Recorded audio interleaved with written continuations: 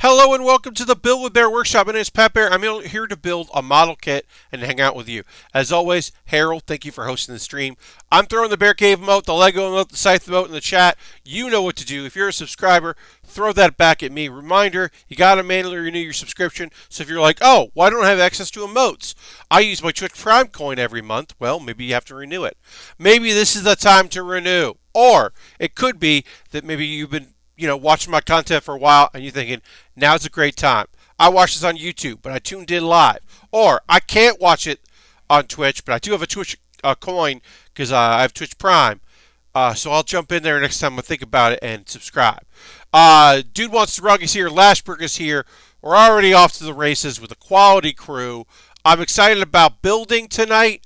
I had dropped a piece towards the end of last stream. I did find it, which is good. Very good that I did that. So that's nice. And then I'm, putting stuff together. We completed one leg on Saturday. This is one completely done leg. We've done most of the interior of another leg. We're building it out. That piece fell off because it's not properly secured. Harold is here. Hello, Harold, of course. And yeah, we're going to continue to keep building and working on our kit here. I am excited to continue building this, what has turned out to be an incredible master grade. There were parts that were tricky because they were small pieces, but the instructions are very thorough, and I appreciate that very much. I mean, we'll talk about the check notification where they are just telling me to look at a thing and make sure I did it right, which is really rad. And then, of course, we'll be chatting and talking and building and doing our thing. Wait for a few more folks to join us. As always, we don't just start building right at the top of the stream. We always do a little pre-show hangout, a chance for me to say hi, a chance for people to come in late, and, then we'll get to building. And I'm excited about it. This is going to be a good one. Put up a new video today, so we'll talk probably a little bit about that. I will remind you of my schedule this week. I will continue to remind you that I will be doing a special build stream this Wednesday at 9 p.m. Eastern. That's right. Instead of playing games on Tuesday or Wednesday, this Wednesday night, 9 p.m. Eastern, I will be doing a build. And then on Thursday, normal build, but it's Valentine's Day on Friday. But on Thursday, we're celebrating Valentine's Day by working on a little Lego set. We'll stop whatever we're doing, whatever project we're on. If we completed this master grade and we started the Lego set we're going to start, we pause that, take a break, whatever we're doing. And then we build a little bit of it's a Valentine's Day themed Lego set. Nice quick build. Should be less than a normal stream for that. Build that, then go back to whatever we're working on. Continue on. Then this Saturday, not building. We got Shamus is a ninja is now following. Thank you very much, Shamus is a ninja. Look at the little clap there. Thank you very much for the follow. Appreciate it very much. Remember, folks, if you don't follow, that is a great way to support. Is to give me a follow, turn your notifications on so you know when I go live. But I was just saying, this coming Saturday, we're not building. We're doing it on a Wednesday instead. Because this Saturday is going to be the Anime Awards watch-along. Now, I'm calling it a watch-along because I had assumed that they were going to do a co-stream like they did last year. Last year, they allowed you to just rebroadcast what they were doing live or broadcast it live with your own commentary. Co-stream. There are a few channels out there that are totally cool with that. They are not doing that this year officially because they're also streaming on their website and they're streaming, this is Crunchyroll, who are producing the Anime Awards, and on YouTube. So, it's going to start as a co-stream, and then if and when the stream gets shut down or stopped and I have to start again, then it'll be a watch-along where everyone who wants to watch will have to have it in another tab, and I will just be giving my live reactions to what's happening and not just talking over it. I'll be talking at it, and it'll be a watch-along and not a uh, co-stream. I really did think that they were going to co-stream it again, and I was waiting for the announcement, and then it didn't happen. But I still want to do it because it's really fun and it's like a fun experience. But a watch along is weirder because it. Well, first of all, folks on mobile, they can't really do a watch along. So this Saturday, don't be on mobile if you can avoid it, um, because you can't really, very few mobile devices allow you for multiple tabs in Windows. But yeah, people are gonna have to put it on another monitor. If it this is also, I should adjust this here. Sorry, I gotta adjust that. This is also saying that if my stream got shut down, uh, which it could, but I don't think it will. And here's hoping it won't. But I have no control over that. Uh, I Yeah, I'm hoping that we could just co-stream and it won't be a problem. But I don't know. I don't know. Anyway, hi. We're gonna get building in just a moment. I do want to talk about the kit that we're building here in case you missed Saturday's stream or last Thursday's or whatever. You haven't been keeping track. This is the Barbatos Master Grade. Now, generally, when you're building stuff from Iron-Blooded Orphans, which is this from, you're working on high grades, or you're working on non-graded, which is called the Full Mechanics line, which is a non-grade, which are really like more detailed high grades, but definitely not master grades. This is a master grade. This is a very detailed, rich, all plastics. We're not doing any rubber connectors on this thing. This is all plastic on plastic. Lots of great layering, very cool effects work on it. You can see these little pistons down here. There's lots of pistons in various locations. It all comes together real well. Hello, Epic Open World. Welcome, welcome. Happy to have you here. We're going to get building in just a moment. But yeah, so the top half of this kit is done, and we did one leg. So today, we're going to be continuing the other leg. We will be assembling the waist. We'll put the whole thing together, and then we'll work on the weapons. I don't know if we'll finish tonight. We might finish up on Wednesday, which is, as I said, our next build stream. But we've been chatting for a bit. Let's go to the overhead. Let's see what's up. But yeah, I'm excited about this week. I'm excited for my special Wednesday stream. I'm excited for celebrating Valentine's Day. If you were not here last year on Valentine's Day, on the actual Valentine's Day, we built the Love Tyrant, which is a build fighters kit that takes. It's not a death scythe, but it takes a lot of stuff from the death scythe. It kind of feels like it's definitely inspired by it. It has a scythe, so we were going to build it, and we built it. So we're going to put this aside. We'll put these aside here. We did some pieces already because we built them at the same time we built the other leg pieces because they're identical. So we'll have that ready, and then we've done most of this part here. This does not want to stay in place and is falling off every time I show it, but we won't have an issue with that once we get it assembled. And of course, this past Saturday, I ran into a lot of problems getting this piece attached. Valentine's Day, aka National Sonic the Hedgehog Day. Indeed, Epic Open World. My movie tickets are for the afternoon. I will be going Friday afternoon, and I will be spending Valentine's Day with, I believe, yes, there are about 9 of us. We are more than a row of the movie theater seeing Sonic the Hedgehog. And 7 of the 9 of us are all worked with via internship or being employees while he was an intern or while he was a bartender. Worked with Ben Schwartz, and then 2 people that know him but didn't work with Ben. And that feels really fun. Obviously, Ben has done quite a few things. He's been on some television shows. He has been in some movies. He has done some cool stuff. This is pretty big. Ben Sonic. That's pretty big.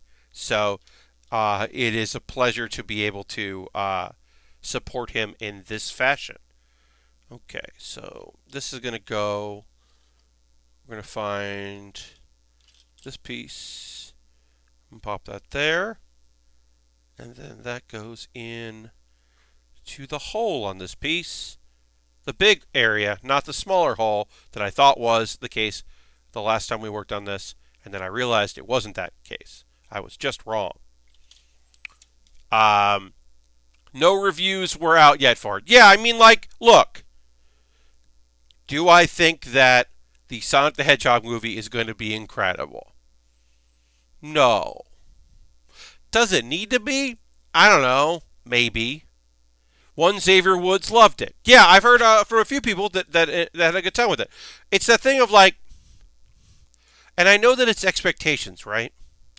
Like, when it comes to comic book properties or like, look, obviously Sonic the Hedgehog, lineage of video games, but also animated television shows and comic books, long-lasting comic book franchise. There's other things. Sonic is bigger than just a video game, but it's also Sonic, and like, as far as I'm concerned, like a good Sonic the Hedgehog movie isn't the same thing of like, I don't know. I would say an Uncharted movie. If an Uncharted movie was god awful, I would be like, well, that's come on, really? Whereas like a Sonic the Hedgehog movie, I'm like, yeah, all right. Oh yeah. Does Jim Carrey as Dr. Robotnik chew up the scenery? Weird. Like, does it have nonsensical plot elements? And does it feel like it was cut weirdly? Oh, strange. Huh. Like, I'm not expecting it to be, award winning. If he doesn't eat a chili dog to be felt. I mean, Epic World, one would hope that either he eats a chili dog and gets powered up by it, or the opposite. I would like a moment where he eats a chili dog and goes, what? Who would like this? Who likes these things? Like, yeah, going the complete other way where he's just like, chili dogs? No thanks. Like, I'm fine with either. But I do agree he should eat a chili dog. A feature, not a bug. First of all, hi, Aristophan. Second of all, yeah. I mean, look, I'm not expecting incredible things. I'm expecting good things. I'm expecting it to be fun and silly and, like, weird. And if one of the two closing credit scenes does not feature a particular mammal with two tails, then maybe they goofed up. Or maybe we get a showcase to the world where he's in, and it's a whole big thing. And you get to see a bunch of characters. Look, do I think that Big the Cat is going to be in this movie? No. Do I think that Big the Cat should be in the sequel? Of course I do. If they make another one of these movies, then yeah, you're going to have Big the Cat. And he's going to be voiced by Bobby Moynihan. And it's going to be great. And that's basically because he's great in Three Bear Bears, We Bear Bears or whatever, and Big the Cat is in Jars. No, Harold, I love you, but you are wrong, and it's okay. It's okay. Amy is the Jar Jar of Sonic because Amy is the intended girlfriend as opposed to the actual girlfriend, and is a lot of what's wrong with the series. Big the Cat is a natural extension of character development within the world of like a somewhat throwaway character. Oh, that's Big the Cat. That the fan base was just like, what's up with that big cat? And that got to expand and grow. He is the heart and the conscience of the crew. Uh, he is the most selfless character in the Sonic universe. And yeah, is he a little lame sometimes? Is he not quite pick things up? Is he a little off sometimes? Sure he is. But he's got so much heart. He's one of the first characters in the world to accept both cyborg friends when they revealed that some people have not been able to become fully animal after they were cyberized or whatever it's called. And the reversal didn't quite work. And he's the first character to be totally cool with characters who have gained their free will again and thoughts, but are still in their robotic bodies. Because he's just like, I don't know, if they're nice, good. I like them. Big the Cat rules. I'm a big the Cat fan. Uh, and like I said, look, we're not going to get Big the Cat before we get Tails, or before we get Knuckles, or before we get Shadow. Because, of course, like, I get that. We're going to have Metal Sonic before we have Big the Cat. We might not get Big the Cat to the third movie. I get that. I got an email. Let's see. Oh, no. I get that. But I would like at some point for us to have Big the Cat. Is Shadow the one with the gun? Yeah, Shadow's not. Shadow is 100 Epic Open World. Shadow is an edgelord before edgelord was the common parlance, but edgelords were certainly existing on the internet. Yeah, Shadow is.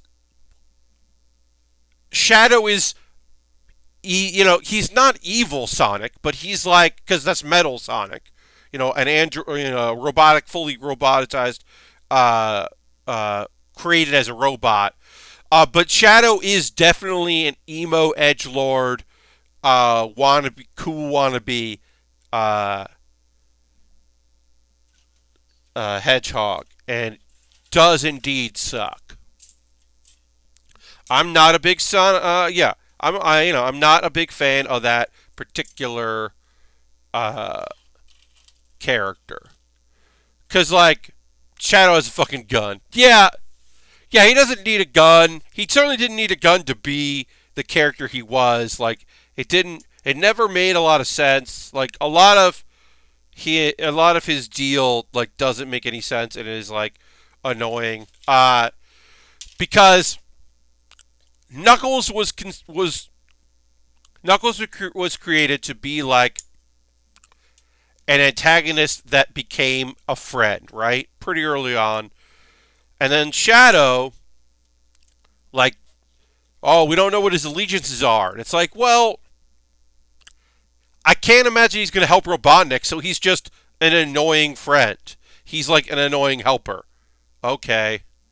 I guess. Yeah, I've never been, continue to be, not super into that particular, just, idea and thought. Earlier on the Twitters, Jeff Grubb posted a thing about the BioWare Sonic game for the DS, Dark Brotherhood, which was Sonic Chronicles Dark Brotherhood, which is not a great name. It is an RPG. It is a I just learned that Sonic Girls was made by BioWare. Yeah, it's made by look, I'm not saying the same people that made all of the BioWare songs songs. It's not made by all of the BioWare folks that maybe made the games you think of when you think of BioWare, right? It's people that have finished things and worked on whatever. It was obviously in the studios, but it's really interesting more than it's incredible. So it had an active battle system that reminds me a lot of if you've ever played Costume Quest. Costume Quest had a thing where some of your super moves you had to do timing based attacks. They're kind of quick time, but not really. Uh, Speaking of not great names in the MHA movies having 2 word subtitles, and one of the words being heroes. Yeah, yeah, Lashbrook. I don't disagree with you. I think that their naming conventions are not great, but I mostly just forget all. It's just too much title. That's the thing with Sonic Chronicles Dark Brotherhood. One, if there had been more than one Chronicle, then that's fine. But since there's only one, you should name the first one Sonic Chronicles, and then the second one you could name Dark Brotherhood. Instead, they named it like there were going to be a bunch of them, and then there's only one, so it's not great. But there's a lot to like about it. The actual game. But yeah, so it had some like, because it was on the DS, so it had oh, spin a circle. Like it had some touchscreen stuff that like wasn't great, but the combo system, you could combine attacks with the various characters because you had like a lot of different characters to choose from, and then also you could New Game Plus and start over, so you could finish the game and then like where you started as you found the characters through the story, you would have their abilities and their powers would be wherever they were where you left off, which was really fun. And like I said, in many ways it is like my first RPG. It's very simple. But I think the combos were really fun. The different combos the different characters had. There was like oh, well, of course, Sonic and Tails have a thing. And Sonic and Knuckles have a thing. But like, Shadow and the robot that hates Robotnik would have like a combo attack. Or like, Rogue and Shadow would have a thing. Or Knuckles and the alien Chinchilla. Or Echidna, I should say. Sorry, Echidna. The alien Echidna. They would have a combo move because they're both Echidnas. And it was like kind of interesting. Also, you play as you can party as Robotnik.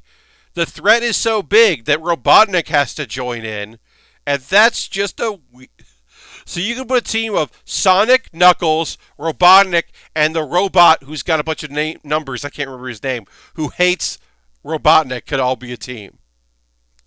Just like, it's just an odd and very odd game that I very much enjoyed. I haven't played it in a while. I imagine some of the active battle stuff like probably doesn't hold up as being like as good as it was then, but it's still like, I don't know. I thought it was a fun game. Very much liked it at the time.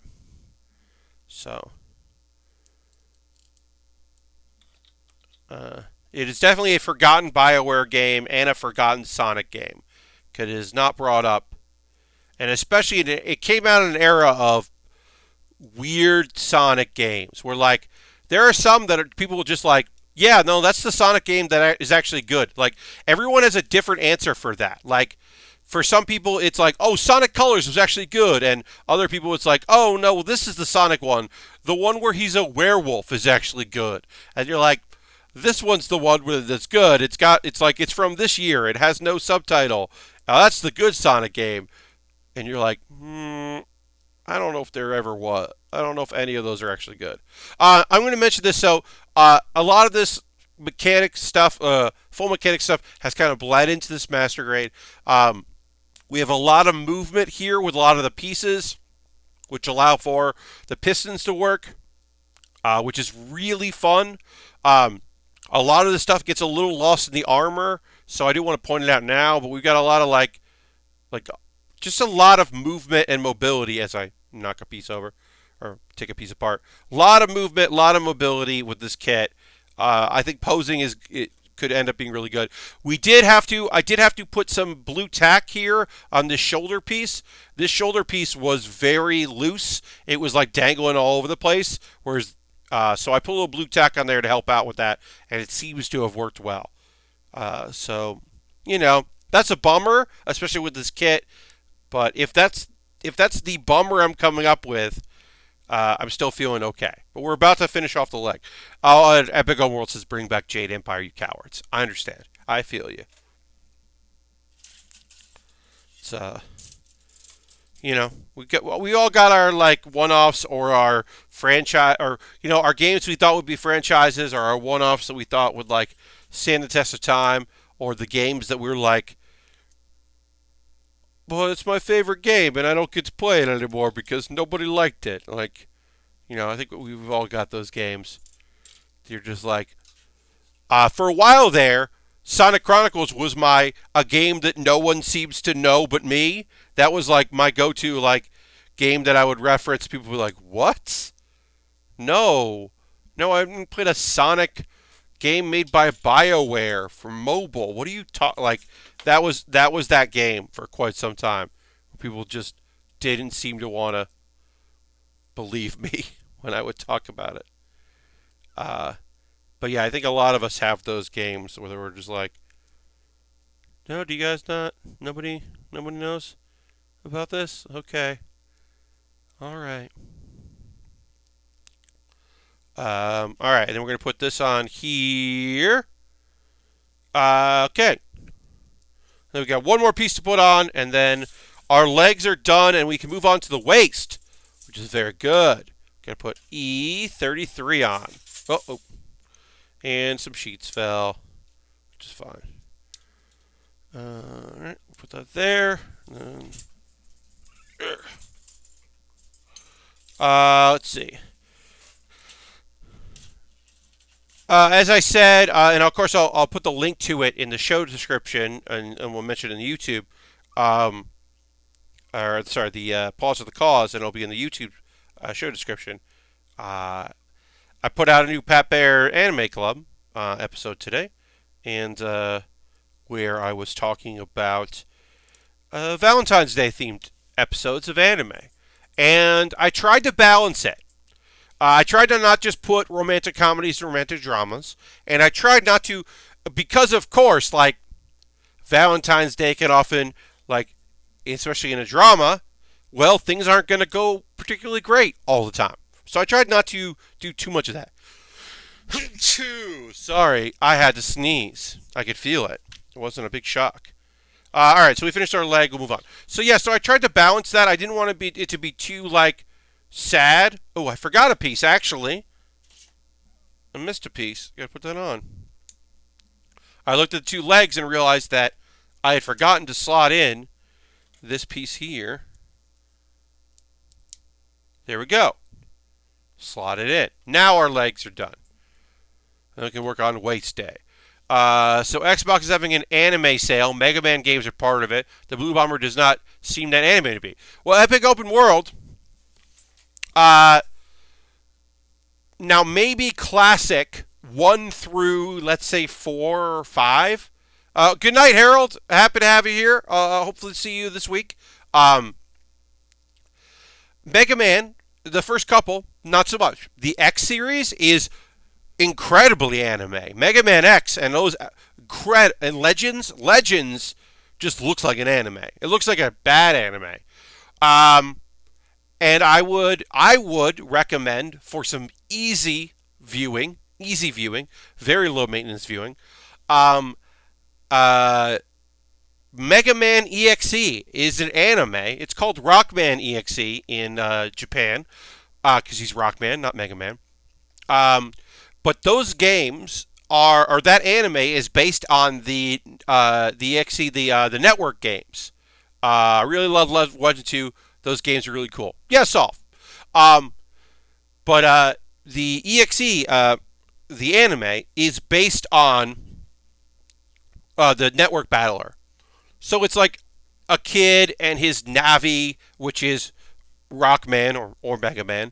And it finally allows Gutsman to be the hero that he should always be, because a lot of the characters that were early villains in the show are filling out the positive roster, because, let's be real, there's just Rockman and Roll and Blues, a.k.a. Proto Man, are the only, and Proto Man is an anti-hero, so they needed to fill out the world, so they have like people whose navis are characters that were early villains, like Iceman and Gutsman and a few other ones. And of course, they have some of the B villains as well. And it's cute. It's a cute show. Like I said, it's very low maintenance, very easy to watch and enjoy. But it's an anime. Gutsman is there to trip over things. Have a big ass, call Mega Man a mega twerp. Yeah, I mean Gutsman is hired muscle. He's who you need. That anime also has the girl with a big forehead trope. There is a rich girl who is very stuck up but ends up being very nice. But she's got that, like, because she's got pigtails, her hair is pulled back, she has a big old forehead. It's a very common anime trope that is pretty ridiculous. And then, if I remember correctly, Pharaoh Man is not a Navi. He's like a legitimate alien that takes the form of like a computer program. It's a fun one. Why does he have a big ass? Mostly because Gutsman is just he's just a big character, so he's got a bunch of big stuff going on. Throwing the Lego emote at me, alright. Two can play that game. The ninja. Or a ninja. I'll throw it right back at you. Boom. Alright. Yeah, I don't know. That show is, like I said, that show is perfectly cromulent. It is just fine. Alright, so we gotta turn something here. I don't think, maybe I didn't put these in right. I gotta look. See what I do. Okay, so we gotta go in and then up. Turn. Got it. Got it. Okay. Alright, so working on the waist, and we'll continue on the waist. It's from an old video called Gutsman's Ass. Yes, Solf, I do not know that reference, but I did get what you mean. Gutsman in the Mega Man EXE is just a big goof. That's kind of his thing, but he means well.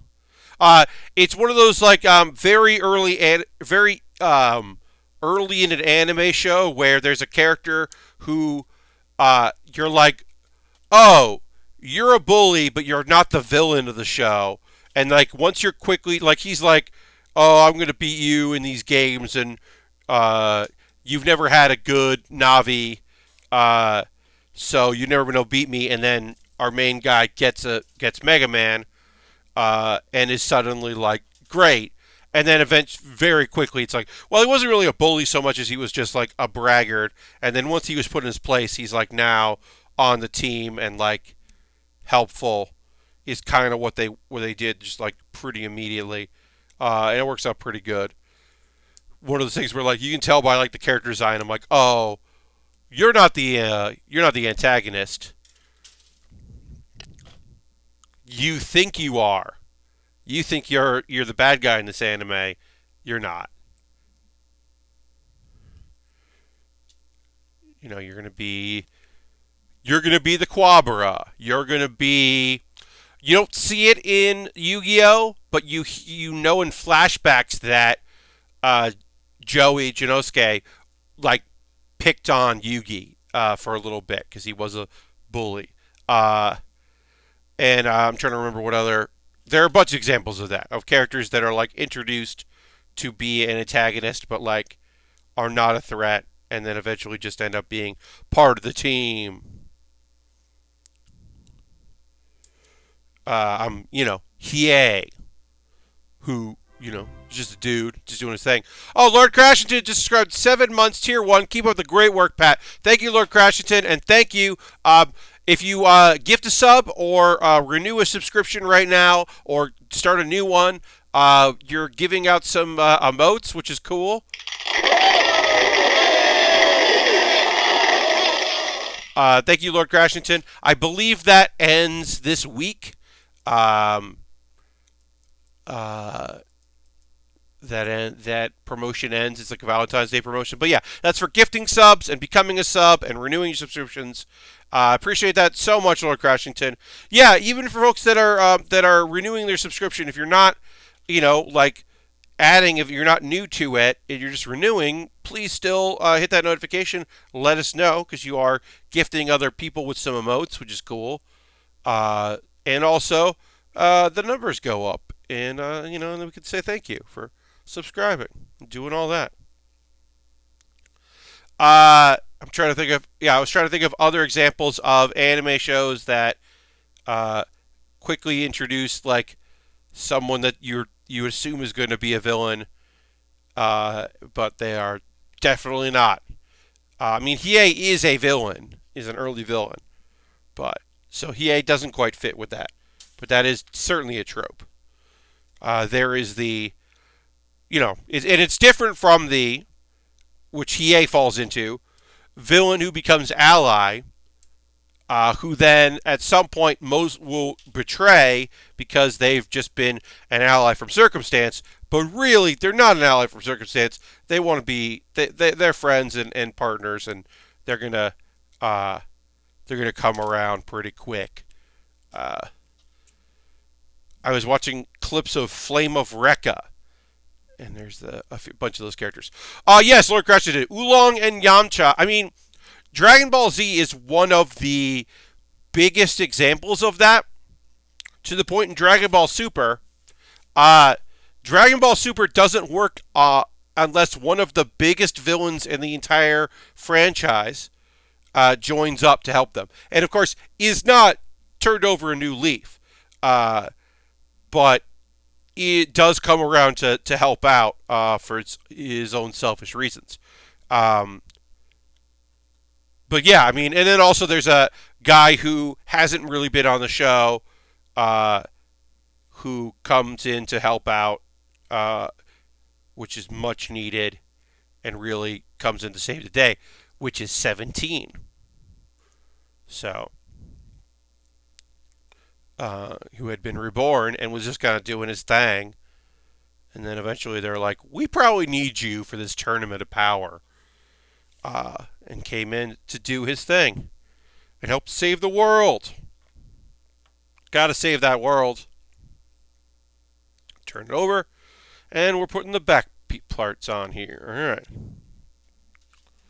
right. But yeah, Dragon Ball is kind of notorious for that. The whole idea of like, okay, well, everyone was a villain. Everyone, because even Krillin was never a villain, but Krillin was a rival. I mean, they became friends pretty quickly, but Krillin definitely tried to like mess up Goku's like studying because he wanted to be the student of Master Roshi. He wasn't an all-out threat to Goku, but he was like trying to stop him a little bit and mess with him. But yeah, all the big major characters in that show that are on the that are Z Fighter were pretty brutal in their attempts to beat up Goku, stop Goku from doing a thing.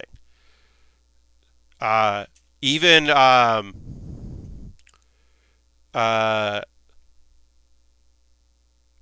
what's his name? Chaozu.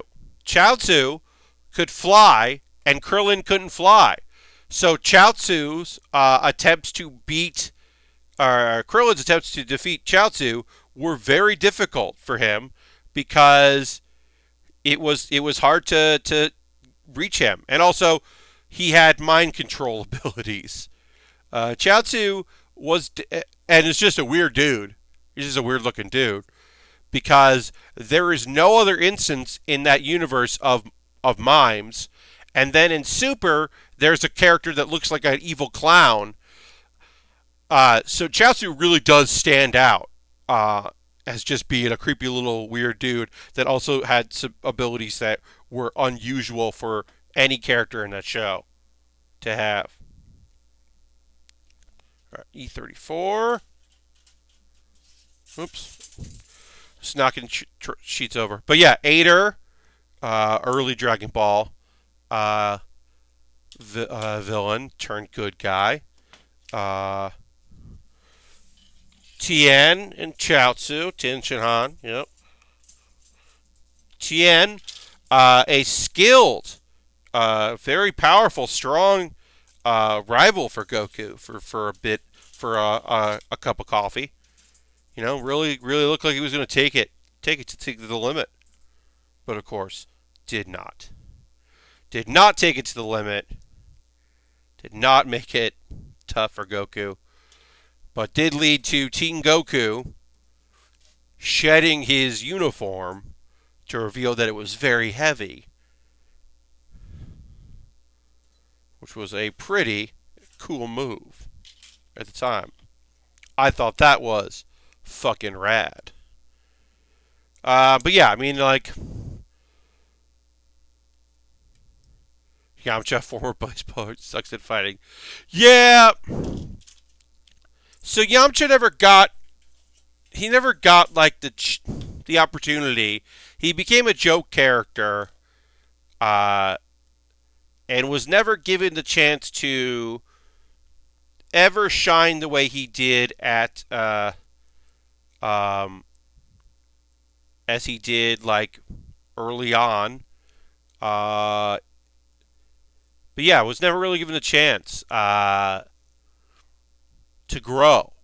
And of course, Krillin didn't really grow for a long time. He did get stronger, and he kept getting stronger. And then Super, actually, he was given some opportunities for some growth and to power up.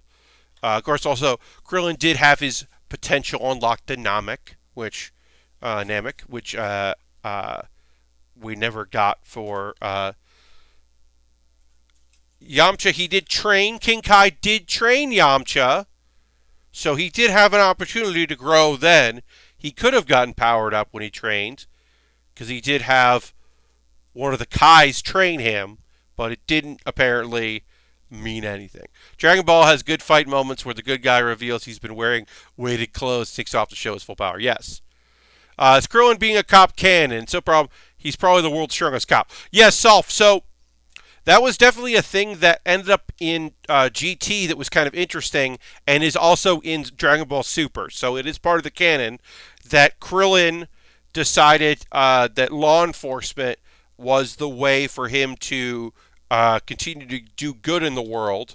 And yeah, against, Krillin can dodge a bullet, so that makes him a pretty effective crime fighter. But yeah, he didn't go the superhero route, like Gohan did.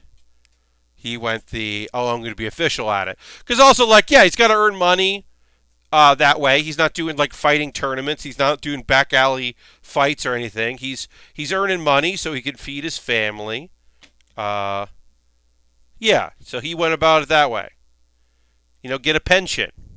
Get some job security. And then, like, every once in a while, fly to work when you're a little late. You're running a little late, you just fly there. People are like, oh, you beat me to work. Weird. Like, yeah, traffic worked in my favor. But yeah.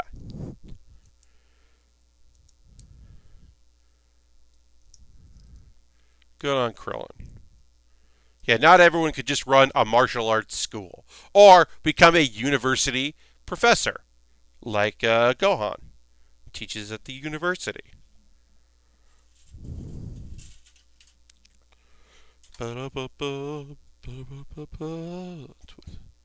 7.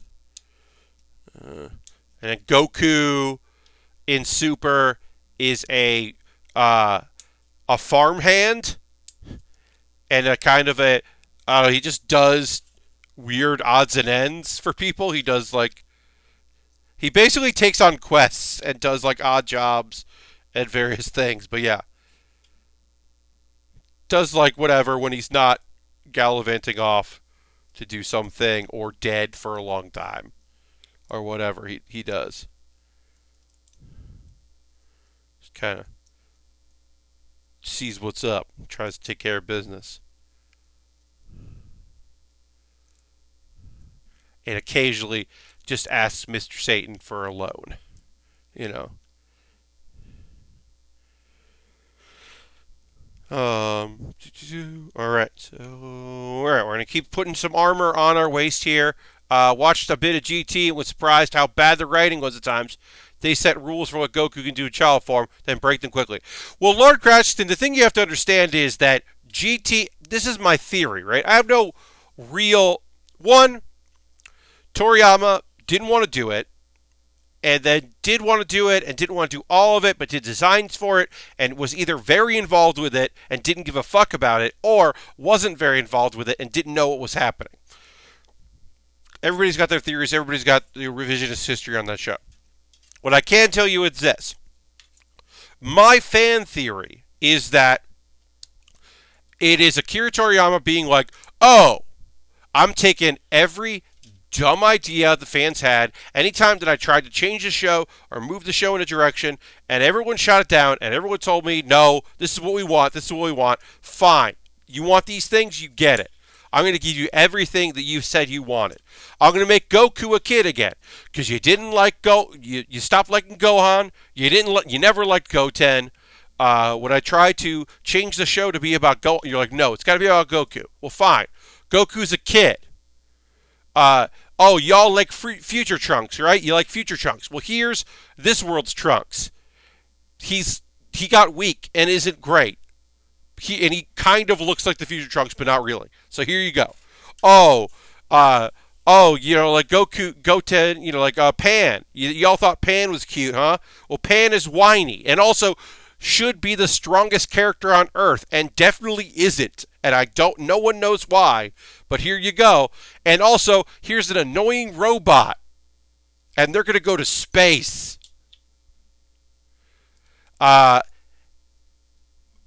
Also, Dragon Ball GT features Vegeta with a mustache, which shouldn't be possible.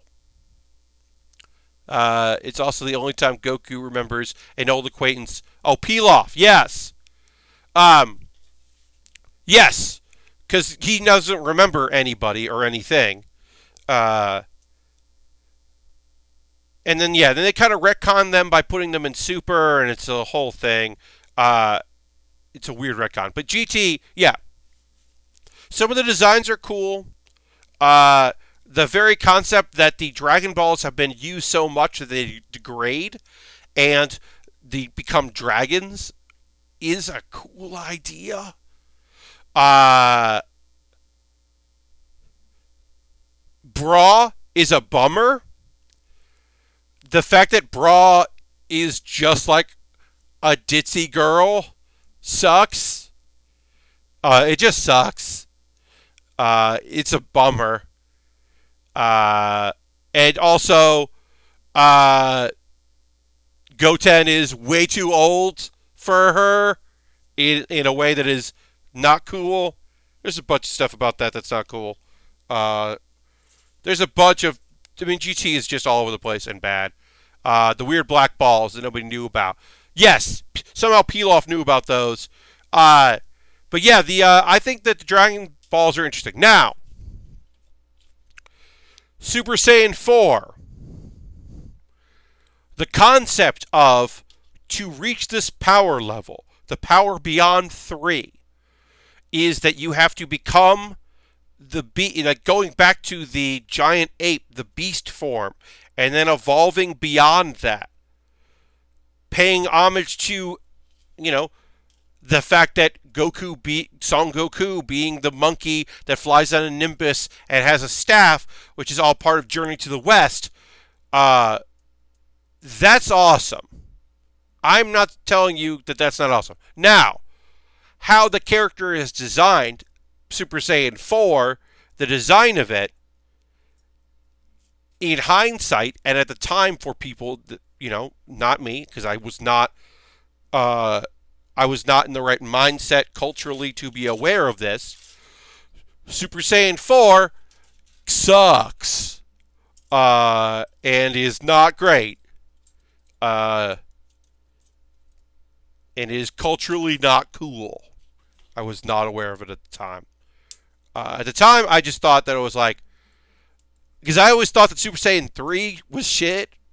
So the idea that there was something that was beyond that and was different, I was psyched about, because it is very different. Baby is a shitty villain. It's mostly just bad.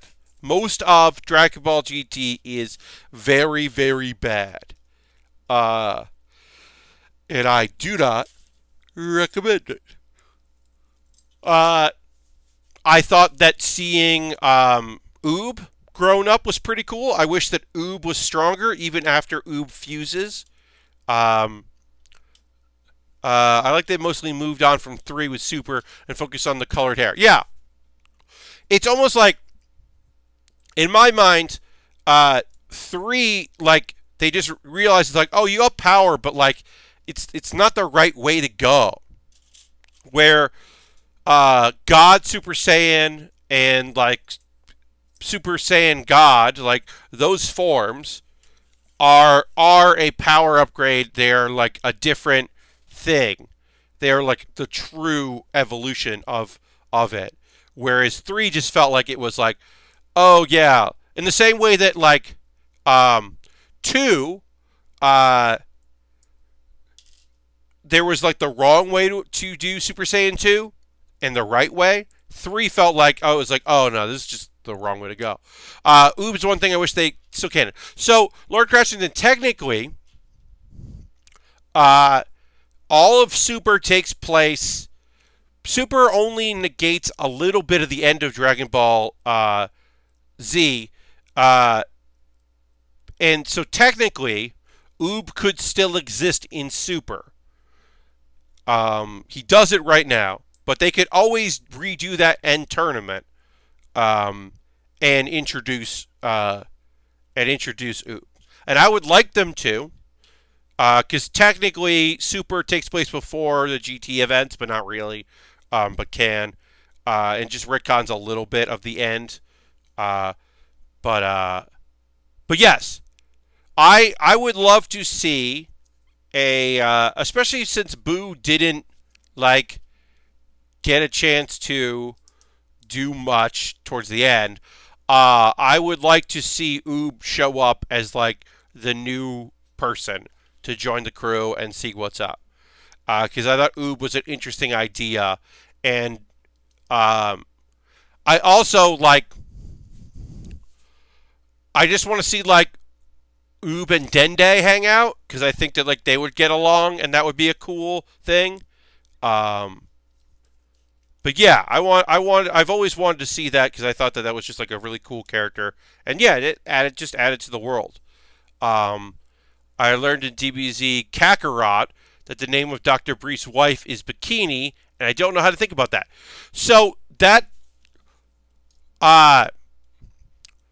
DBZ Kakarot is I have heard either it's canon or it's not canon, or some of it is canon, but not all of it is canon, because they tried to explain why they're animals and dinosaurs, and why King Furry is a dog.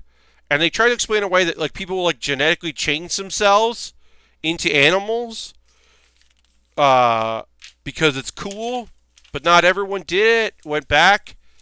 But then also there's the thing that, like, oh, but King Furry's always been a dog. And I don't know. And I don't want that explanation. I don't want to know that. That's just the world. Like, I don't need you to tell me that, like, it was people who, like, wanted to become animals, took, like, a pill. Like, that does, to me, it's like, nah, I don't need that shit. I'd much rather just be like, there are dog and cat and whatever people want. Because there's a bunny man. There's a bunny man in Dragon Ball. He's on the moon. He got sent to the fucking moon. But yeah, so I don't know if DBZ Kakarot is canon. Also, Dr. Brief's wife, because his name is Dr. Briefs, and his daughter is named Bulma, which is Bloomer. and her kids are Trunks and Bra, and his name is Dr. Briefs. I like some of the side story stuff, especially when they focus on Poir and Yamcha's relationship, especially Yamcha's death. That is cool. I always liked Poir.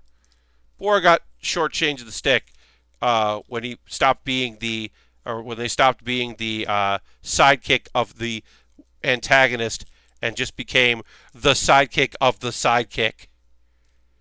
All right, there we go. So we got legs here. Look at this thing. We are body complete with our kit. It's time to work on the backpack and then the weapons. Obviously, the Barbatos is strange because it doesn't have armor where it should essentially have armor. But it's such a vibrant looking kit. I'm so excited to continue to work on this thing. Let's get into it. Let's keep building and keep going. But yeah, I don't need explanations of those things. So the idea that so what we're supposing is that Dr. Briefs met a young lady, and then her name is Bikini. So that makes her name Bikini Briefs.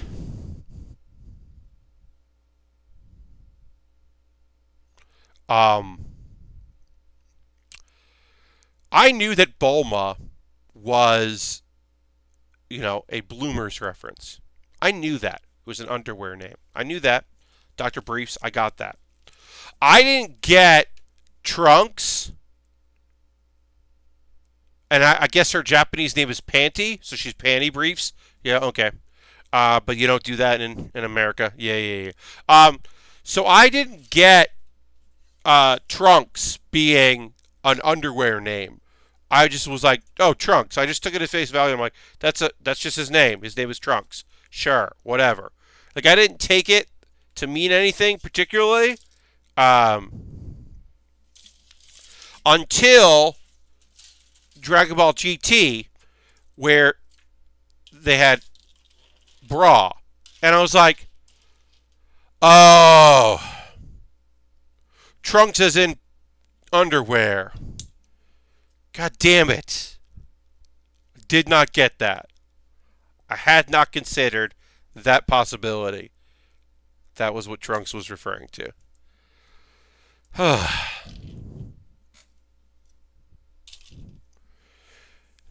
Some of it's food, some of it's instruments, some of it is various stuff. Where the Bulma isn't the head of the Capsule Corporation instead of Teenage Trunks. Well, I mean, she never wanted to run the company, I guess. She just wanted to work on her stuff. She was always adventurous. It's probably a little weird that she doesn't run the company, instead has her son do it. But Teen Trunks, is pretty,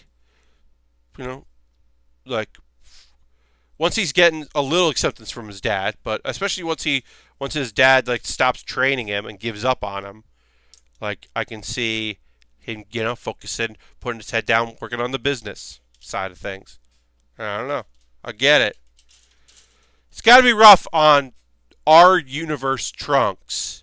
Z universe Trunks is definitely rough because he's always going to be compared to future Trunks, who is way cooler than he'll ever be due to circumstance. But the circumstances are awful.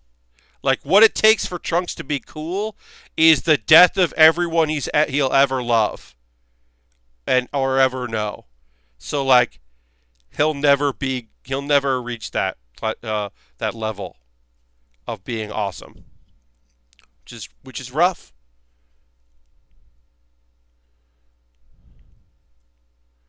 To know that, to be like, huh? So yeah, it took me a while to get that about GT Trunks, to be like, oh yeah, GT Trunks knows, especially with Super and the fact that the two Trunks have met, then this Trunks knows that he grows up, he'll never grow up to be as awesome as the other version of himself. Oh yeah, I did like how Super contextualize that Future Trunks wasn't very experienced in fighting, just had a power advantage enough to hold his own during Cell.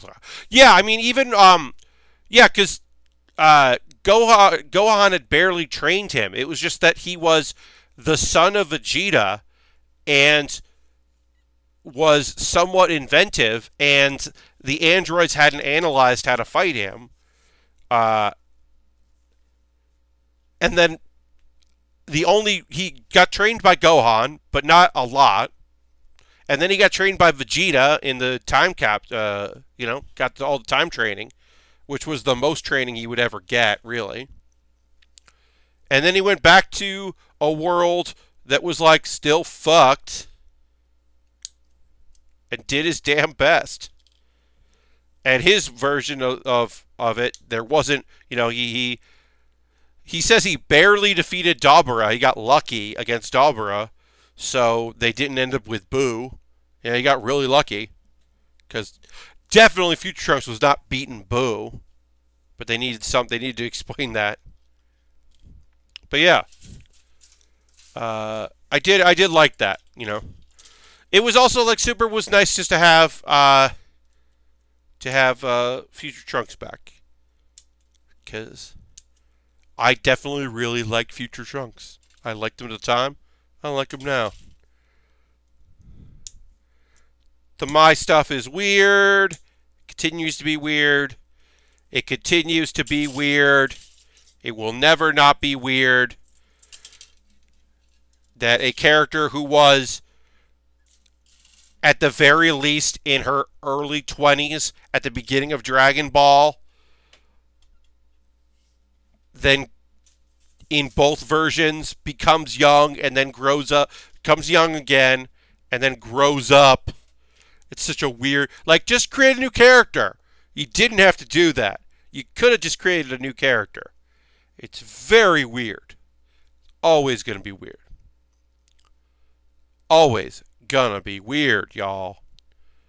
Could have just created, they created a new character to be a love interest for Tien, who already had a love interest that Akira Toriyama fucking forgot about.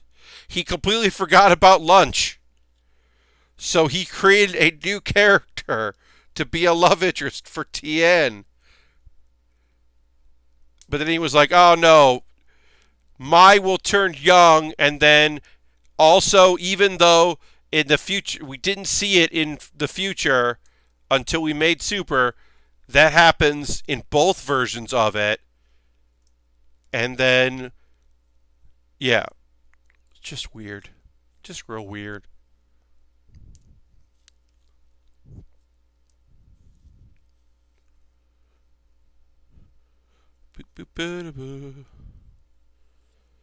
And it also led to the dumbest thing in anything in Dragon Ball, which I can't believe they didn't retcon yet or ignore. Goku doesn't know what kissing is.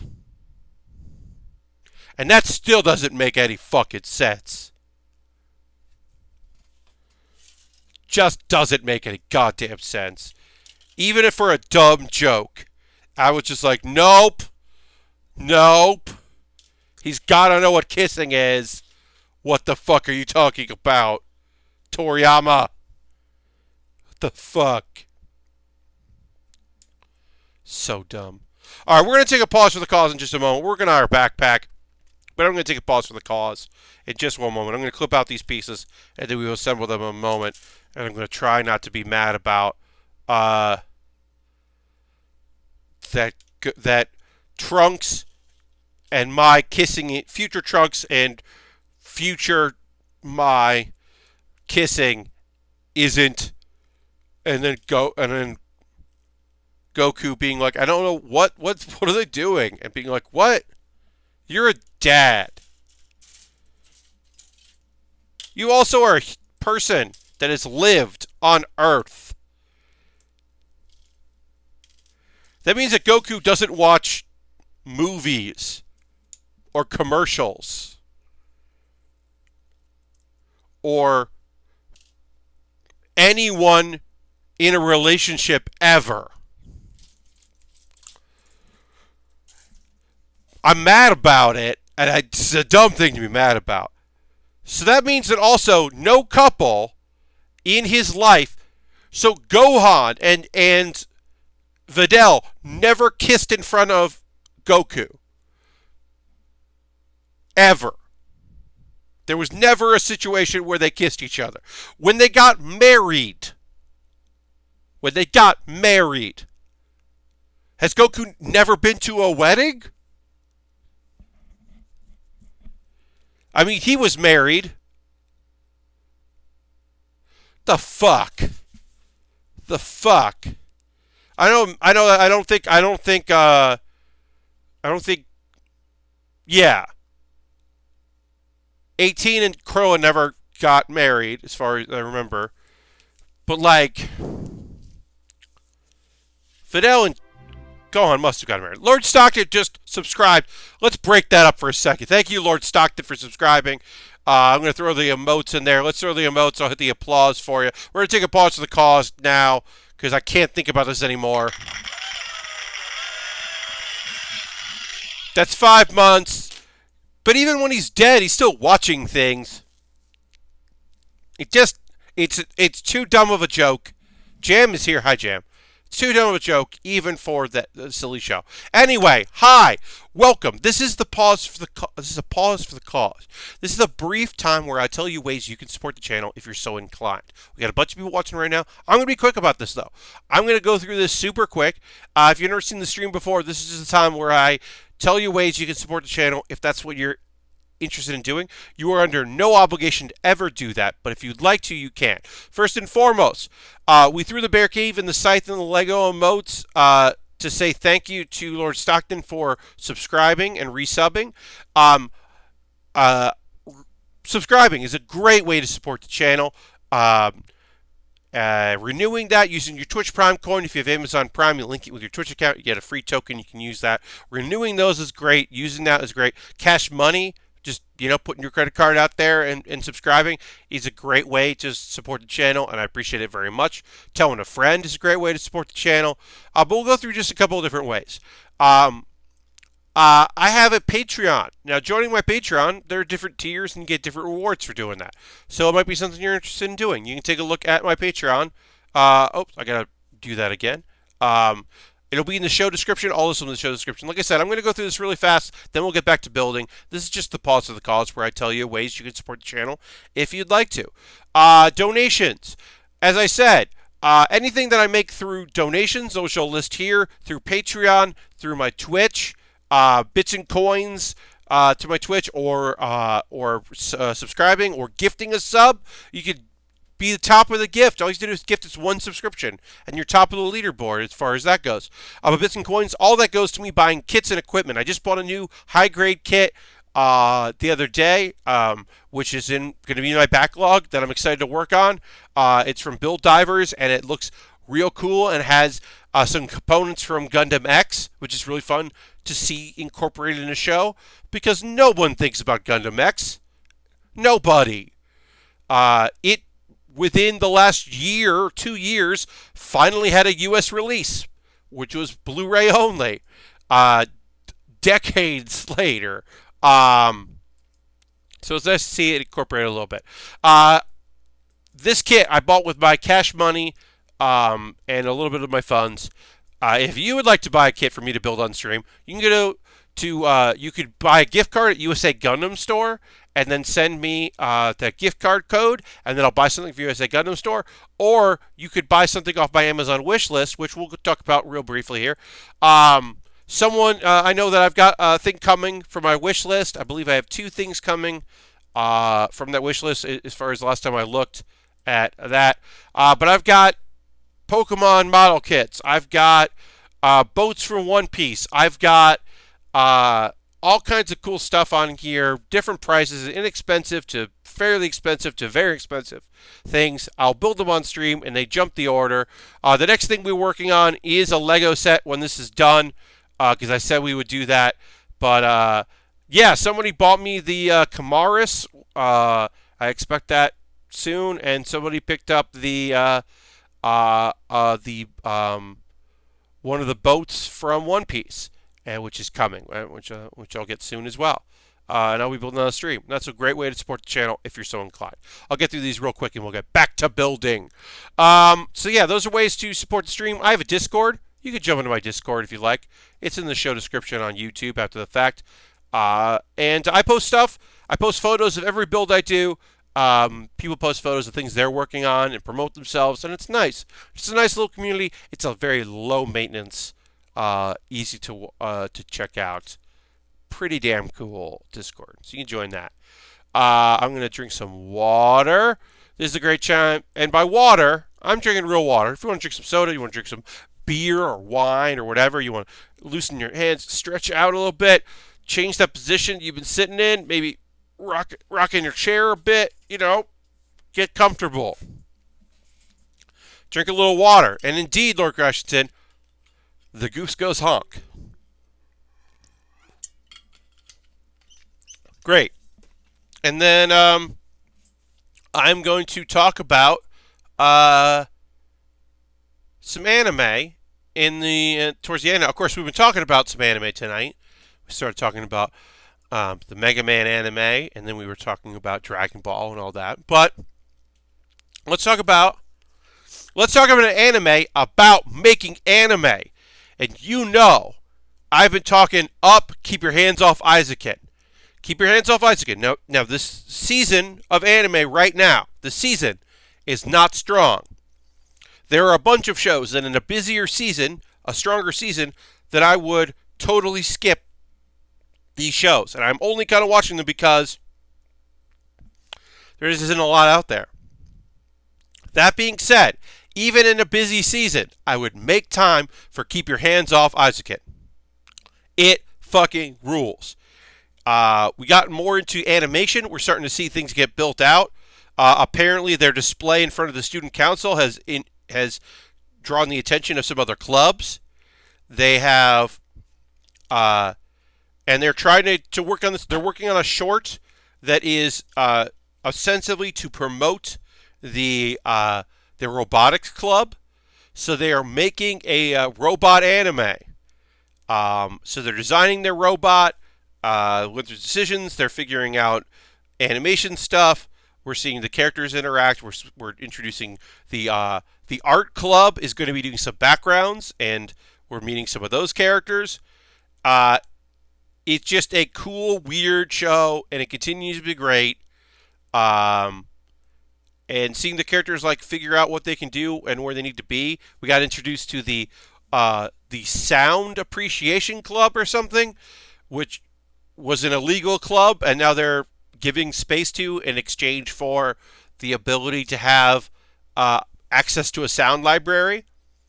So they're not using free sound effects, which is very cool and weird. Obviously, a lot of it's weird. It's a weird show. I cannot stress enough. It's an odd piece of anime. The art style is odd. I think the characters are weird. It is a weird high school thing. But I really like it. So there's a moment in it, in this week's episode, where the guy who is trying to defend his club, the Music Appreciation Club, because he thinks it's going to be taken over, he's going to be blackmailed. Well, for one, he says, I'm recording this, and he holds up a Zoom 4, an H4n, and it just, which is the go-to for field recording for especially for all kinds of films, but especially you're recording some sounds using the There's an animated H4n right now, and as a person that made use of that recorder for many years in for various ways, it just did my heart really good to see that, to see an H4n animated. But also, as he's defending himself, he ends up getting backup from a person he doesn't know who's just passionate about anime but understands how what a cool thing this person has. It is a very cool show, and it's filled with love, and I highly recommend it. Keep Your Hands Off Eizouken is the best show this season, and that is a little faint praise because there it's the only, as far as I can see, like, I would still like Boofery, but I understand how that's not for everybody. Like, Science Fell in Love, I can admit is not a great show, but I like it. Like, I can acknowledge that it's not awesome, it's not good, but it's not great, but it's good. Like, the other two I'll talk about here are, somewhat forgettable. One of them only really is great because it's based on a series I love. Uh, Orphan's a pretty straight redo. As I said, if I had other shows to watch on Thursday, I would not be watching Infinite Dendogram every week. Inspector, I think, is another one that stands out. It's not Eizouken quality, but it does stand out. Uh, but yeah, Eizouken rules. And if there's one show this season, if you're going to listen to me tell you about one anime show that you should check out, I would say it's Eizouken because it's just real good. All right, working on our backpack here. Gotta keep going with our backpack. And it's many shield pieces. We need 9. So we're going. The other shows. 2 other shows we got to talk about. These are both 3-minute shows. Room Camp. Oh, yes. Orahak, yes. Erica did some fantastic Eizouken art. I'm glad that she's checking it out because I think it is just an incredibly great show. I'm just excited more people. I hope people who saw that art were like, oh yeah, that show, and check it out because of that. I know that in Japan, it has moved from a late night slot. They are now they aired all the episodes in a family friendly, more family friendly slot. Like apparently Japan is putting some emphasis behind it. That show, which is awesome. And I'm excited about it. But it is a love letter to anime by anime people, and I think it's really cool. So as I said, Room Camp, look, I'm predisposed to love Room Camp. This one was a flashback. We got to see some characters became friends. It is only 2.5 minutes, or 2 minutes and 45 seconds or something like that, plus a closing theme. It's meant to be short. It's supposed to be short. That's how it works. So I get that. So I don't know if it's I wouldn't call it incredible. It's good. It's a good show. But I get if it's not everyone's cup of tea, the best thing in the world. But for me, I love it. I can't wait for it all to be done, and I can just watch all of them in a row, and I can just binge through it and watch them all back to back. And then, so Yatogame-chan's another small one. It is about Nagano, the area Nagano, and it's mostly jokes about that area that I don't get because I don't know that area. So it's a lot of local references. This one was a little different because usually it's the characters that move from Tokyo asking questions about the area and then finding out weird things about it. In this episode, it is there's a narrator and it's talking about the things that happen in Nagoya, not Nagano, Nagoya. Nagoya apparently doesn't get all of the anime because the local stations don't broadcast all the anime, and people that are traveling for entertainment don't always go there because they think that people will just go to one of the other major areas, and it's always fighting that. And it's hard to be fans of things because the bands you like won't play there, and so it just kind of went through different ways. Noodle shops close all the time, and people are always bummed about that. And it was just going through the various ways that it is sometimes a bummer to live in that region. And it's I think I'm learning some stuff. That's kind of fun and kind of interesting. I don't know, it's a cute show. There's something about like sports teams. I don't know. Like I said, it's a pretty cute show. It's not my favorite thing out there. I mean, how could it be? But all right, so we got Piston here, and then but it's cute. It's the second season of it. I will say this: they introduced a teacher as a new character in the show, and then we have not seen her since, and that's a bummer because I was like, she's in the opening cinematic or the closing cinematic, I should say, and I was like, oh, that's kind of a cool character. She's apparently been in the shadows the whole first season and is now just revealing herself as the advisor for the photography club. I'm like, oh, it's kind of neat. She's dressed interesting. I'd like to know more about her. Have not been able to, which is a little weird. All right, so yeah, so the backpack has pistons in here because it opens up like this, or I don't know why, but the backpack does stuff. So we'll put the backpack on here. Our backpack's done. And we get the piece that we put on there that I took off that it goes on for stands. All right, and all we have left is the weapons. So okay, so yeah, so that's right. The weapons attached. So the idea is the weapons attached to the backpack, and then the backpack can like move around to make it easier to get at the weapon, which is pretty cool. I do think the backpack sits weird on this kit, but I'm not opposed to it. That's right, yeah, because B32 is this piece that if we wanted to have the sword live on the back, we would put this piece would go like would slide in. Can't remember how that works. Oh yeah. This would go down. These come out. Oh, I gotta show. So yeah, so these little pieces come out here, and then this would slide in, and then you can put the sword on in the back. But we're not going to worry about that because our weapons will just be kind of near it. Yeah, and those are 3 shows. Like I said, this season has been like there's anime out there, right? Like there are shows I'm not watching, right?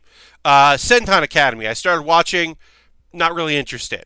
Isn't really doing anything that I'm super excited about. There was a new one today. I don't know anything about it. It just debuted today, and I literally have nothing to say about it. I was like Plunderer. I tried, not super into it. Trying to think about like. I tried Smalley in the Forest Spirit. I tried it, y'all. I got through 2 episodes and I was like, not really. No thanks. Not my jam. And the same thing with what show came out that people are real into? Not real into. Nobody's really into anything except Eizouken. Yeah, there was a new show, 22/7, that came out today, and I didn't watch it. I will give it a try, but I have not heard anyone I know talk about the new anime that started today, 22/7. So I have no real thing. Like, I've heard nothing from people that I know and trust about the case files of Jeweler Richard. Darwin's game started up. I've heard nothing about that. I am going to try it. I tried a Destructive God, and did not enjoy it at all. A Destructive God sits next to me. I did not find it funny. I did try, but I was just like, nah, not really. Not really finding this funny. Yeah. Yeah, I'm just not like finding anything that I'm super jazzed about right now. Oh, Oda Cinnamon Nabagata, I just didn't really think was great. Uh, I know, I know one of my friends likes it, and so I might end up watching that between seasons, before the spring season starts, because you gotta hope that there's gonna be some stuff coming. I think April there's gonna be some like sequels to things, and I've got high hopes for April and some new shows coming out, and I'm hopeful that some of those new shows are gonna be jams. But yeah, it's a weird time. It's a good time for catching up on stuff. I just didn't really have anything to catch up on. And the thing I caught up on at the end of last season was uh, Iruma-kun, Welcome to Demon School. Uh, and I'm glad I caught up on that because it turned out to be really good, even if it did falter for a little bit.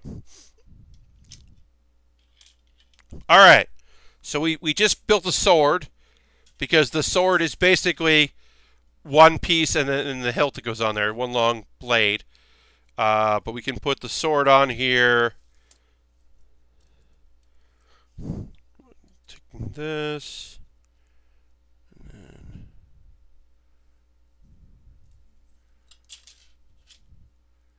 So now we got a cool sword. But yeah, um, I was just so disappointed by a few of the shows this season.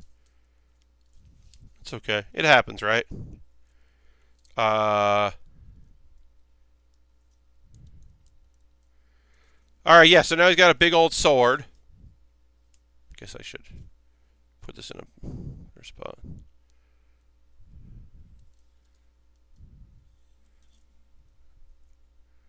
And let's build a gun, I guess. I guess we should build a gun. Now we built a big old sword. We'll get into some sheets that we have not touched at all. This sheet is all gun parts, obviously, and we have not worked on it in the slightest. The 300 millimeter smooth bore gun, as it's called, smooth bore, which is a weird turn of phrase. Are y'all watching anything? Anybody watching any anime right now? You checking on anything? Let me know. Um, you know, obviously, I do watch some stuff. So, on Wednesday, I'll be able to talk about two shows that I watch, right? Uh, yeah, I'll be able to talk about, three shows: Black Clovers, Orphan, and Boofery. I'll be able to talk about on Wednesday. I just started Welcome to Deep School. So, Lord Stockton, I think you'll like it. My big problem with the show is that because it's going to be, I think, 24 episodes. Um, at a certain point, it decides it's going to have some plot, and that takes a really long time to get going. Like, it just wrapped up, and now we're going to get like the real end plot. That's because we're on episode like 19 right now. But Demon School, I think, is really funny.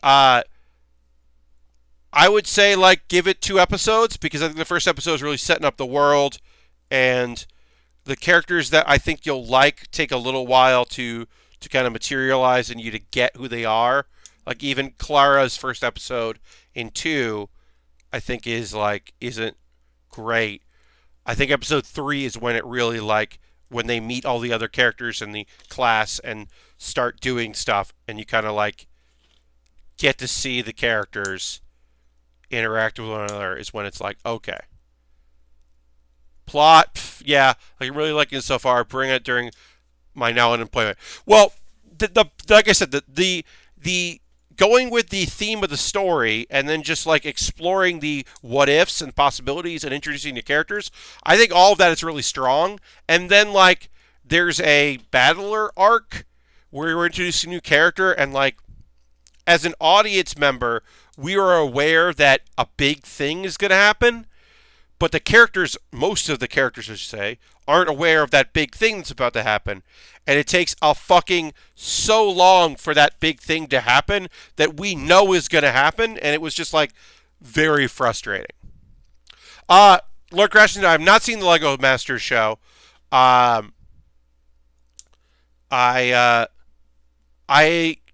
heard mixed things about it. Aristophan, I missed this. Sorry, Aristophan, you're playing Tokyo Mirage Sessions, FE Encore on the Switch. It's pretty anime. That show is very, or that game, I should say, is very anime. You're not wrong. Um, yeah, I've heard mixed things about the Masters show. I had a friend who was like said that they were really into what was going on, and then I had friends who were like, they throw challenges at them, and I just want them to build Lego. So I don't know, but I have not checked it out.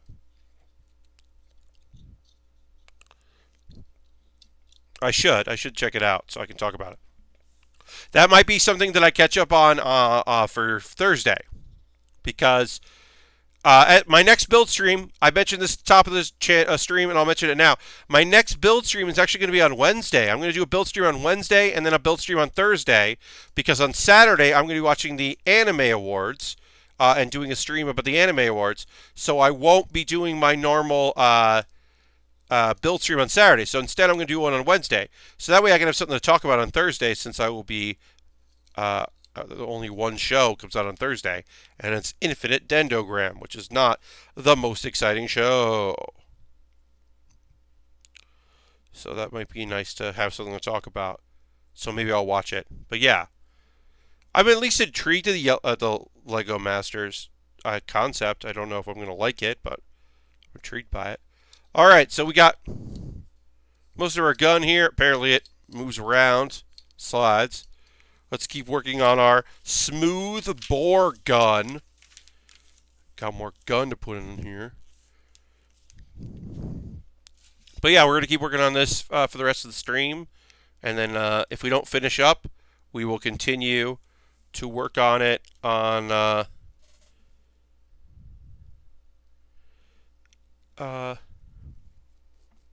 sorry. Yeah, if we don't finish this up, we'll continue working on Wednesday. As I said, which is my next build stream on Wednesday. So no game stream this week. Our bonus stream is technically Saturday, where I will be watching the Anime Awards. That is technically the bonus stream. And as I said, my goal is to do a co-stream, but they have not made it clear that they are allowing for that. So if something gets interrupted, it will become a watch-along, which I would prefer not to do. I would prefer to do a co-stream rather than a watch-along. But as I said, I don't think they're officially doing that. So we'll have to see if I get in trouble. Hopefully I won't. Hopefully I won't get the stream won't get interrupted or taken down. But yeah, I don't know. If it does, then I'll stop showing it and just put the audio in my headphones and invite y'all to put it on another I should say, in like another tab or whatever and watch along with me. But I would prefer not to do it that way. I would prefer to watch it live with everybody. Alright, so this has got to go. Is the right piece?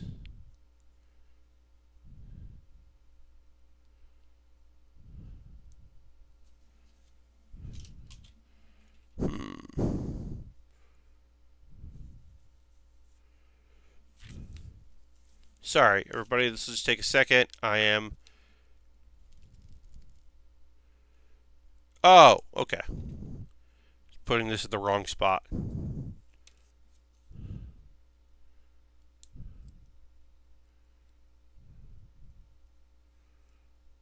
I get it now. This was a little confusing, so it's working out good now, but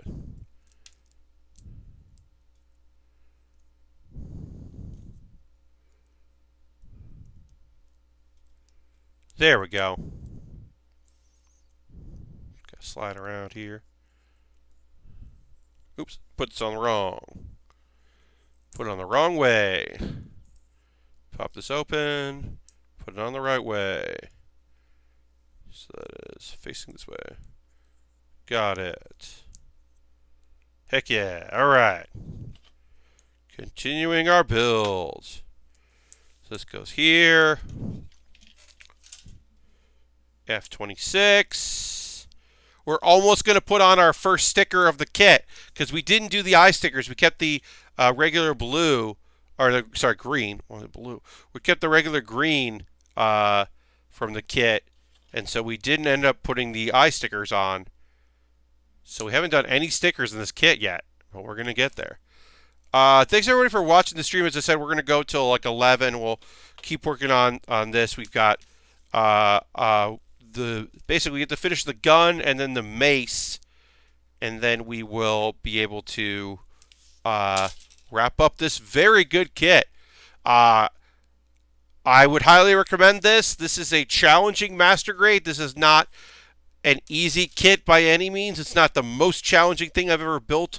It's not my hardest kit assembly I've ever done, but it's certainly not the easiest master grade out there. But if you have done some master grades and you're looking for a bit of a challenge, or you've done a lot of Iron-Blooded Orphans like full mechanics kits, and you're looking to do more of them because you really like those kits, I would recommend this. This has been an enjoyable build as we are getting close to wrapping it up. That I would highly recommend it. It is an expensive kit, relatively, high 40s, low 50s, depending on where you get it. But I think that it is totally worth picking up, and would very much recommend it. Put it there. And then this is going to go this. Oh. Now listen. Ooh, that extends pretty dang far. Oops, that comes apart there. That extends. This is quite the rifle. And then we got to put more on in here. I2.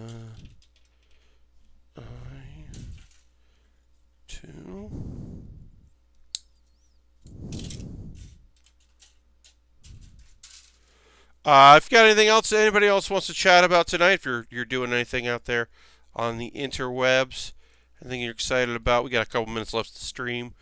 Sometimes I think about things like, I want to talk about this on the stream, or I want to talk about this thing on the stream. I don't have anything today. I didn't really have anything. We just kind of went with the conversation, saw where the flow of the conversation was taking us, and I was happy to chat about things. But, I didn't have... Oh, this is very cool. So, yeah, so the gun extends and it can fold back so that when it goes on the back, it makes it smaller, which is very fucking cool. And then extends out and then goes back in to be the rifle part. And that is fucking neat. But, yeah, last night I was teching the... we'll finish this up here. The theater I work at did a watch along for the Oscars, so I teched that. It was basically like during commercials, it was mute the sound, bring the lights up for bits, and then the commercial's over. Let's go back to it, and the panel's gonna talk, and a few people have tech, but not everybody. And there's a PowerPoint. Can we get the PowerPoint going?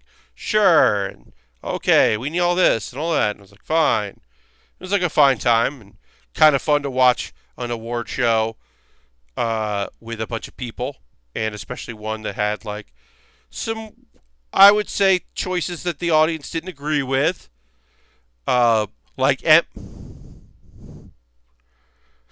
why was Eminem there? Like Eminem was not in a movie, or his songs weren't in a movie. He's got a new album and he didn't. So I will say this. When Lose Yourself started, I was like, oh, that's kind of neat. But when Lose Yourself continued, I was like, oh, this is a mistake. Because it wasn't a medley. Like Elton John was there, so I was like, oh, maybe it'll be a medley, and then like he'll like do a little Stan with Elton John, which they did. Uh, uh, yeah, Solar Crash did. I know it is an award-winning song, but like it wasn't one of the songs nominated. It there wasn't like a celebration of the movie this year. It was just like a weird thing. And then, like I said, I was like, oh, it'll be like a medley of his hits or something, but it wasn't. It was just Lose Yourself. It's very weird. Like, uh, one of the dudes from Freestyle Love Supreme rapping about what happened in the show. I'm fine with that. I like those dudes a lot. I think that was cool. He is an actor as well. He's gonna, like, I thought that was like a cool addition to the thing. Uh, but I don't know. I don't know. I did like joking that as soon as Randy Newman was done, they wheeled his piano backstage and then painted it red for Elton John, as if they only had that one piano and had to change its color between the two performances, which I know is not true, but is very funny for me. I did not see RuPaul's episode of SNL. I did not see any of it. I didn't even see. I saw one sketch from it. Uh, a little bit of Streeter Seidel worked on a sketch that was about I don't know, some kind of it was a husband thing. I just saw that existed. I didn't even see it, but Streeter worked on that, so I saw like the smallest explanation of what that was. All right, so we got our big gun, we got our big sword. Let's build our big mace. It's time for a big mace, my friends. But yeah, I didn't see any of it.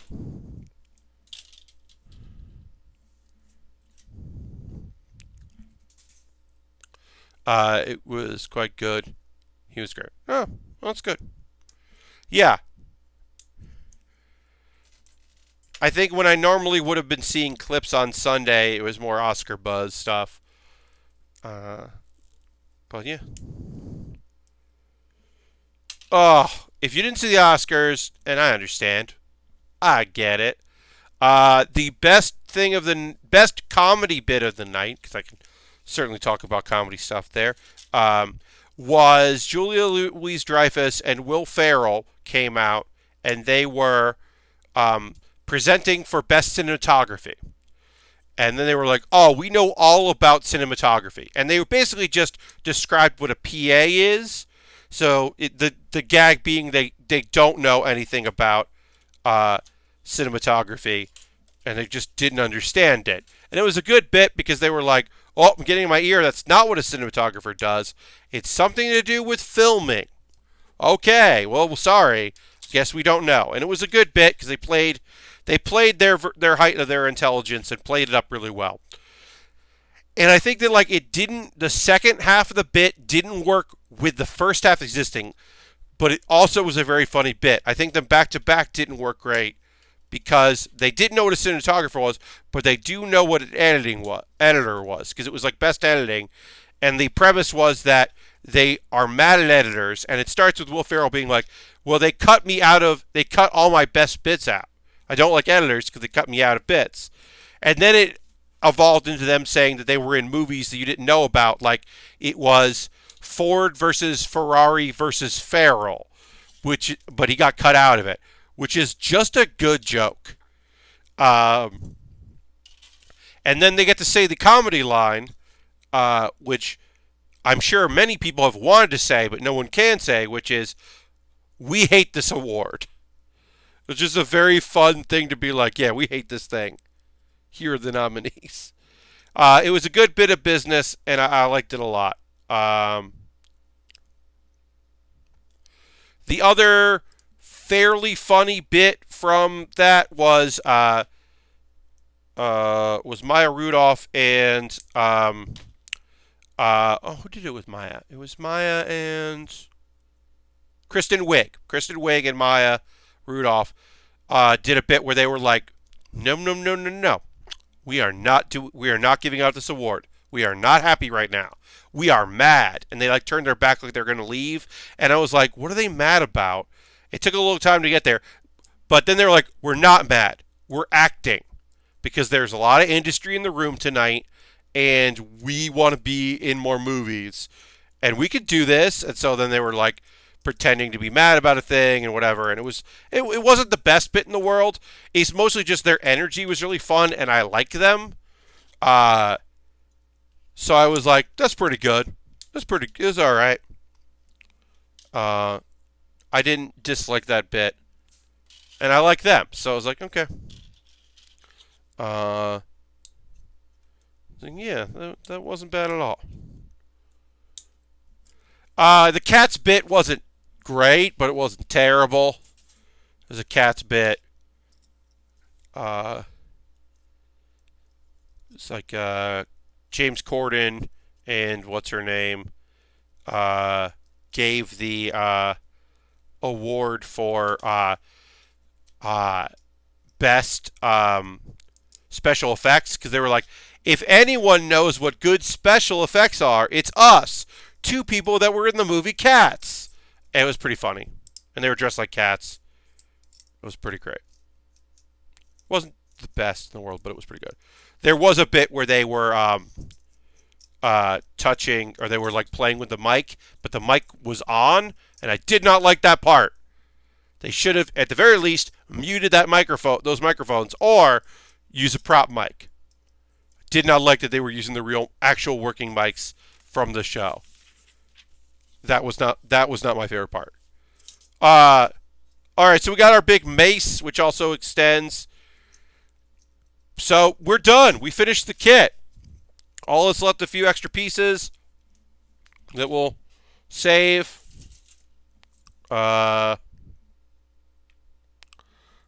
to save in here. And yeah, that's it. That's our kit. Lord Crashington says play the soundboard using the points there. Yes, victory soundboard indeed. So let's do.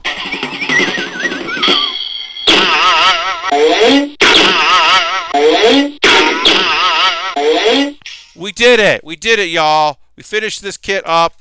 So it's got like a bunch of parts. We can put all of the weapons on the back if we wanted to, including the gun. But we won't really worry about that because we're going to be posing for photos with this thing. But yeah, also the mace can go on their hands. I want to keep one claw open because I think it just looks rad. But yeah, that's the kit. This is a beautiful build. As I said, I highly recommend it if you've got the funds for it. If you're interested in working on something that's a little tough, because it wasn't the easiest kit in the world. But also, it's a modern kit. So it's got like these weird instructions like check. And like checks your progress, which I thought was really neat. And I'm hoping to see that in more Master Grades because I think that was pretty cool. But yeah, this kit is gorgeous looking. It lives up to the line of the Iron-Blooded Orphans just being odd kits. I was very happy to complete it. We'll probably just do a white page background to let all these colors pop. But yeah, I think we're going to call it there. Thanks everybody for watching. Reminder to subscribe if you haven't already so that I can keep doing cool shit like this. Tell your friends. Our next stream is on Wednesday. It's a special Wednesday build stream. We're doing a Lego thing. I'll show you what we're going to build. We're building a modern Lego kit from Star Wars, the Resistance A-Wing. I'm a sucker for green and white. I think it's a great color scheme. That's going to be a fun kit. We haven't done Lego at all in 2020, so we're going to do that. Thank you for being here. Thanks to everybody who came by. So yeah, we got a Lego set that we're going to start on Wednesday. You can watch, if you haven't seen me build a Lego set, you watch the knolling process. We'll get everything organized. Wednesday night, 9 p.m. Eastern, will be our next build stream. I hope you can join me for that. We got some great kits coming in the future. As I said, Thursday we'll be celebrating Thanksgiving, or Valentine's Day. Thanksgiving, what am I even saying? I gotta go. We'll be doing Valentine's Day on Thursday by working on a Valentine's Day bee. with a heart, which is a fun little kit. And then we'll get back to building that other kit. Thank you all so much for being here. It means a lot to me. I hope you have a great evening, and I'll see you on the next Build with Baer workshop. I'm going to play an ad. You don't have to watch it, but if you can, that would be great. Bye-bye. Goodbye, goodbye, goodbye.